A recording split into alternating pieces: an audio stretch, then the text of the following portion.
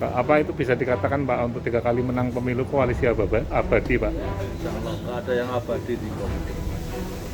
Tapi kalau kita sudah pena kayak gini, kenapa kita bikin yang susah-susah? Kita dengan Golkar, dengan Pak Tato, dengan Teddy sudah pena, sudah jalan, komunikasi sudah nyaman. Ya kalau sudah nyaman kayak gitu, kenapa kita cari-cari yang lain untuk nambahi koalisi memang ya. Tapi untuk berpisah dengan Golkar, dengan Pak Tato, itu kayaknya susah. Cilacap terkini saling bantah koalisi abadi. Bagaimana tanggapan Golkar dan PAN? Inilah berita selengkapnya. Jurnal Media, program telusur Pilkada. Koalisi abadi atau menjalin koalisi abadi dalam politik adalah sebuah kepentingan untuk memenangkan sebuah eskalasi pertarungan politik, baik dalam pemilihan bupati, wakil bupati, atau pemilihan presiden, wakil presiden, gubernur, dan seterusnya.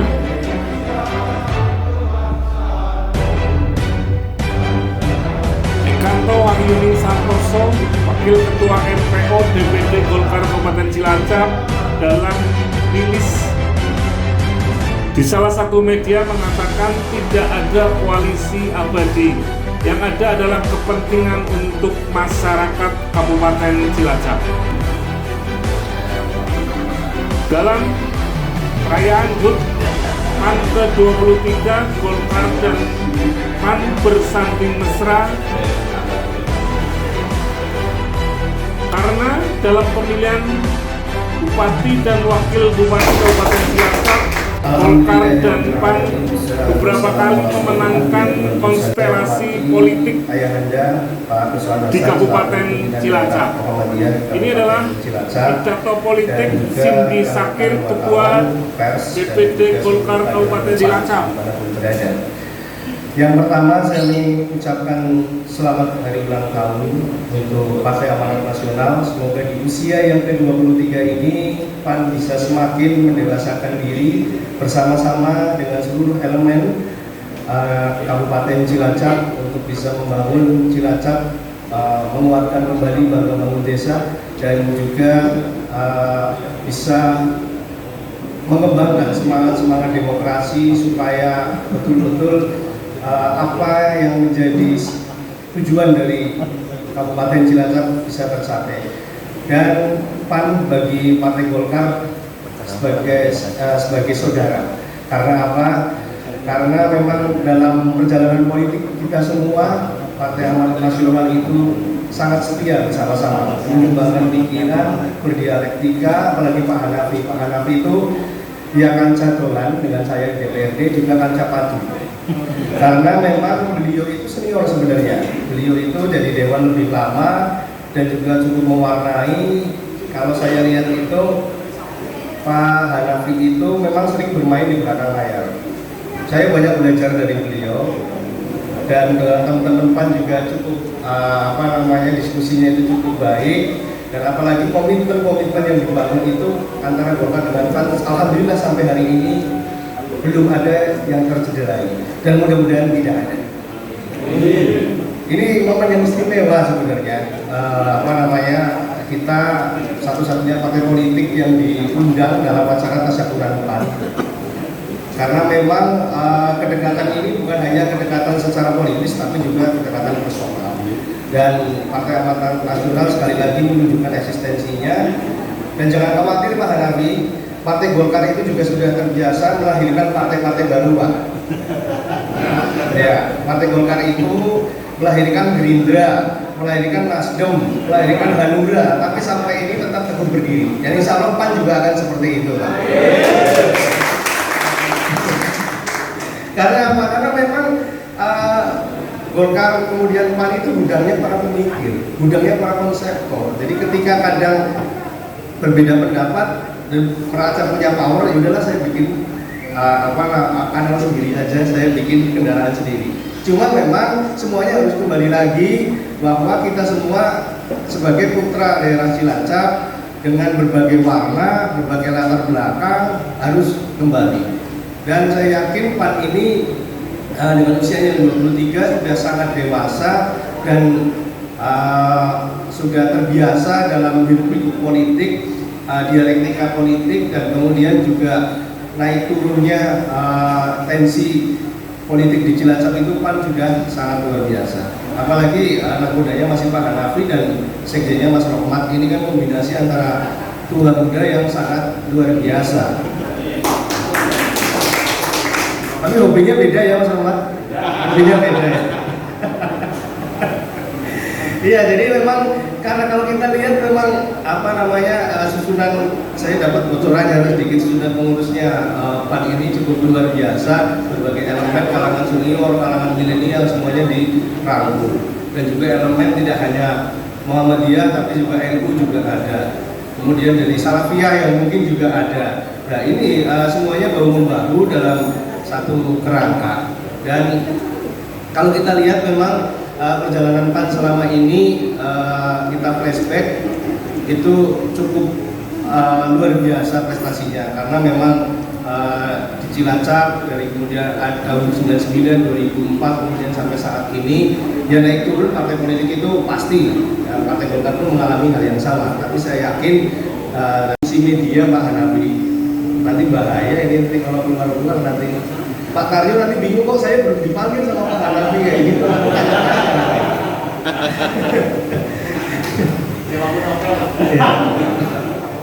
Jadi memang sudah ada pembicaraan politik, dan ini semuanya untuk kebaikan Kabupaten Cilacap. Dan calon-calon itu semuanya punya komitmen yang baik, punya pengalaman, dan untuk bisa bersama-sama mengembangkan pemikirannya, menelurkan ide-idenya dan gagasannya. Dan PAN bersama Partai Golkar sampai hari ini masih mengawal hal itu, karena memang kawalan ini sampai 2022 Bangga Bangun Desa, kemudian bisa berlanjut sampai 2024 dan seterusnya. Karena menjalin hubungan yang kemudian ada chemistry yang enak antara Golkar dengan PAN ini susah dilepaskan. Jadi kami itu kalau lagi jengkelan jodakan misalnya sama PAN, ya kemudian kembali lagi, karena setelah mencoba koordinasi dengan yang lain, bersama dengan yang lain, ternyata mending balik maning baik seperti itu. Itu sering terjadi. Tapi sampai saat ini nasib kita sering bareng.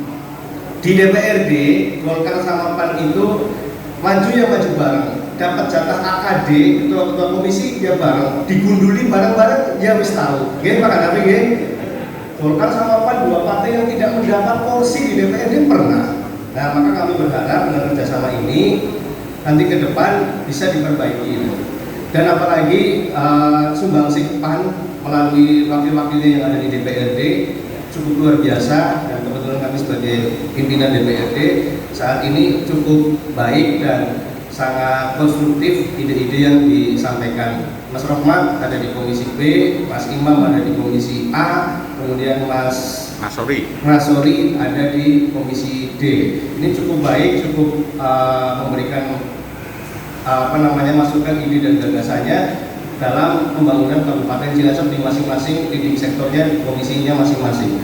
Ini perlu dijaga, dan kemudian saya juga doakan semoga di pemilu tahun 2024 lagi nanti salah satu kader PAN bisa ada yang bersama-sama dengan kami kader Partai Golkar duduk di kursi pimpinan DPRD. Amin. Ini PR-nya Pak Hanafi memang, tapi aja jadi kader Golkar Pak Hanafi.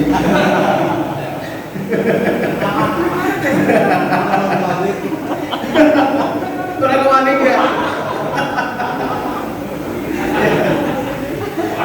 Kualik ya. Ya terima kasih yang bisa saya sampaikan. Teman-teman sekalian jangan kaget, kami memang kalau dengan Pak Hanafi dengan teman loyal, tidak terlalu serius, karena memang politik itu dipikir dengan gembira, dipikir dengan happy, walaupun sangat serius, kadang sensitif. Tapi kalau kita gembira kan dalam demokrasi, insya Allah akan muncul pemikiran-pemikiran yang lebih konstruktif. Sekali lagi, selamat hari ulang tahun untuk Partai Amanat Nasional yang cukup istimewa. ulang tahun ke-23 pada tanggal 23 Agustus dan pelaksanaannya dimajukan pada tanggal 21 Agustus tahunnya 2021. Ini angkanya kok pas temen gitu. Main. Ini mesti Mas Guntur ini yang bikin mereka-mereka kayak gini. Merdeka Mas Guntur. Merdeka. Terima kasih Bapak Ibu sekalian. Ya, gimana kegiatan hari ini, Pak? Kegiatan hari Muscap bersama se-Kabupaten Cilacap. Pak, untuk agenda Muscap Pak, apakah ada pemilihan ketua atau gimana Pak? KSB langsung. KSB ya? 5 kepengurusan ditentukan pada Muscap kali ini. Yang sebelumnya Pramuscap di masing-masing DPC sudah mengadakan rembukan sehingga terbentuk 5 formatur dan 5 formatur datang semua ke sini.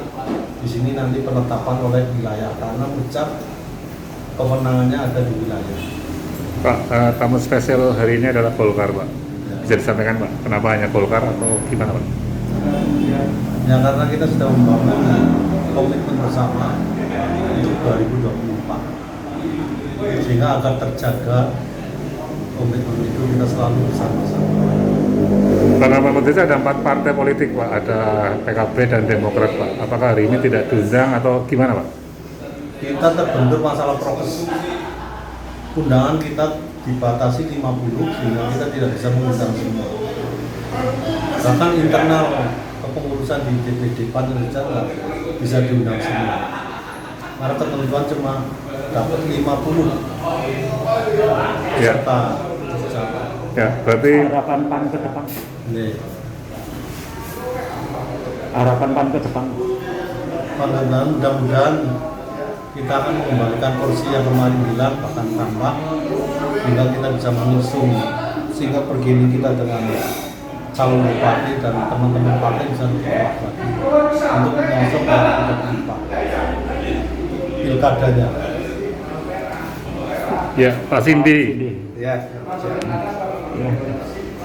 Pak Sindi, untuk agenda tamu spesial Pak di DPD PAN Pak, saya sampaikan Pak. Ya, jadi yang pertama saya ucapkan terima kasih atas undangan kepada DPD Golkar dari DPD PAN. Yang kedua saya sampaikan hari ini memang momen untuk menguatkan kembali komitmen bersama yang sudah dibangun dari pemilu ke pemilu. Dan PAN bagi kami adalah rekan kerja, rekan diskusi, rekan berpikir. Komunikasi yang dibangun selama ini cukup baik, komitmen juga dijalani dengan baik, dan ini memang sarana silaturahmi perlu dipupuk terus-menerus supaya bisa terjaga dan tidak ada sangka yang tidak baikkan. Kita berkomitmen kita jaga sampai 2022 pemerintahan Kabupaten Cilacap ini dan akan kita lanjutkan terus nanti komitmen ini sampai 2024.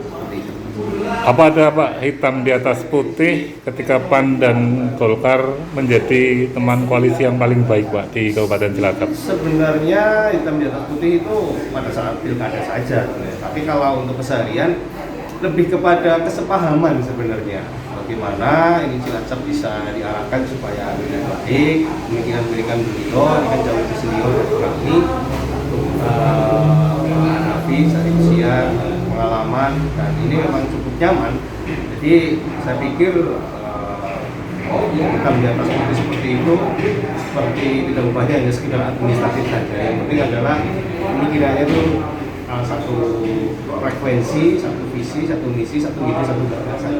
Ya, Pak, kalau dalam pilkada boleh berkoalisi Pak, tapi dalam pileg apakah saling bertarung Pak untuk memenangkan partai masing-masing Pak? Jadi itu otomatis dalam pileg itu pasti ada kompetisi. Kompetisi kan tidak harus kontok-kontokan, tidak harus keras-kerasan. Jadi kita berkompetisi dengan PAN maupun dengan partai yang lain, kita tetap harus mengedepankan etika, moralitas, dan juga yang lain supaya benar-benar tidak tercederai demokrasi yang indah ini kok menjadi demokrasi yang tidak baik seperti itu. Kompetisi itu pasti Pak, tapi yang baik lah seperti itu kan bisa didiskusikan semuanya. Dalam sambutan Pak Sindi tadi mengatakan warning jangan mengambil kader PAN atau sebaliknya Pak. Gimana Pak? Maksudnya ini justru bercanda tapi sedikit serius. Maksudnya adalah supaya betul-betul bisa tertata dengan baik. Ini apa di rumahnya masing-masing ternyata disatukan juga pemikirannya bisa jalan. Seperti itu. Walaupun mungkin di lapangan tidak mungkin nanti bisa 100% tertata, terkoordinir, tapi meminimalisir saja. Tadinya seperti itu. Artinya peta politik di kedua partai ini seiring seirama ya? Oke, insya Allah. Nadanya sama ya? Insya Allah seperti itu. Pak Hanafi, Ya. kader PAN banyak yang hijrah juga ke Golkar dan Golkar juga ada yang di PAN, Pak. Gimana statementnya, Pak? Itu individu, itu masing-masing individu, Pak. Tapi yang jelas rumah PAN dengan rumah Golkar berbeda. Halaman PAN dengan halaman Golkar juga berbeda. Kebunnya PAN dengan kebunnya Golkar juga berbeda. Jadi kita nggak khawatir nanti ada benturan-benturan. Kalau personal 1-2 orang saling berpindah itu ya biasa saja. Ya, Yang penting kita bersaing untuk memberikan gagasan konsep kepada masyarakat, nanti terserah masyarakat. di sambutan Bapak menyebut sekda, Pak. Gimana, Pak? Wah, itu kewenangannya eksekutif, Pak. Kewenangannya gubernur, kewenangannya bupati. Tapi kalau kita menyampaikan aspirasi yang sama kepada beliau, ya sah-sah saja. Tapi itu kewenangannya sana, bukan kita. Ya, Pak Cindy gimana? Terkait apa? Sekda, Pak. Ya, kita juga apa namanya? Jadi sebenarnya sampai 2022 ini kan koalisi kan masih 4 partai sebenarnya. Ada Golkar, PAN, kemudian Demokrat dan PKB. Dan tadi yang beliau juga karena prokes yang tidak bisa diundang semua. Tapi prinsip memang pengawalan sampai 2022 tetap berlaku. Termasuk dalam hal ini, semua partai koalisi pasti bisa memberikan masukan, saran, termasuk calon sekda depan. Tapi memang mutlak semua nanti hak prerogatif ada di Bupati, Pak Gubernur. Ya, kita hanya memberikan masukan supaya warning misalnya atau apa, kan wajar saja lah menunjukkan ini kader si A, profil si A itu seperti apa, kemudian si B seperti apa, supaya bisa menjadi hasanah analisa tambahan bagi beliau yang punya kewenangan untuk menentukan, jadi lebih berwarna dan lebih lengkap, mudah-mudahan bisa memuaskan semua pihak. Seperti itu. Beredar 5 nama, Pak, di masyarakat, Pak. Ada tanggapan, Pak? Itu mutlak kewenangan dari Pak Bupati, dari jajaran yang memang berkompetensi. Ya, kalau koalisi pilkada, Pak, nama Thomas Cindy sendiri yang maju atau gimana, Pak? Oh, saya kembali sampaikan, ini Mas Andi memang paling seneng ini kalau mancing.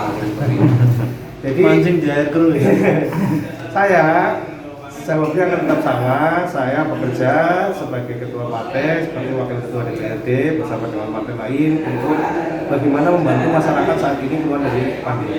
Tidak etis lah kalau bicara pilkada masih jauh gitu, dan masalah penentuannya itu bukan wewenang saya. Saya diberikan wewenang, diberikan tugas untuk bekerja, berkomunikasi, berkoalisi.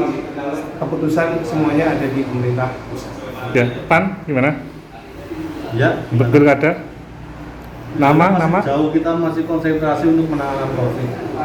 Sepanjang beliau Pak Bupati masih bisa menangani dengan baik, kita dukung terus sampai nanti setelah 2020. Publik mengetahui PAN mesra sekali dengan Teti, Pak, anggota DPR dari fraksi Golkar, Pak.